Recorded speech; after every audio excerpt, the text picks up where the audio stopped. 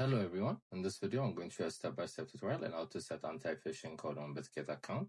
So first we're going to go to our Bitget app. Then we're going to click on our profile icon on the top left corner.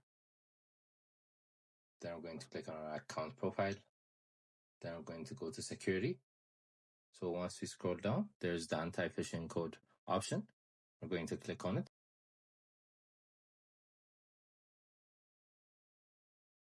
So here we're going to set our anti-phishing code. We can also see an example for our anti-phishing codes. As you can see, it can be from 8 up to 32 digits. So you guys could assign any number you want.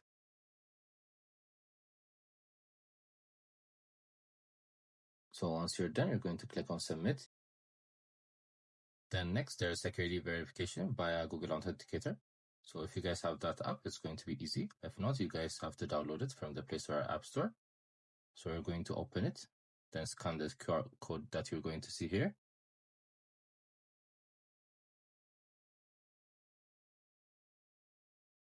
So you're going to insert the number you see on your app, the Google Authenticator app, to be correct.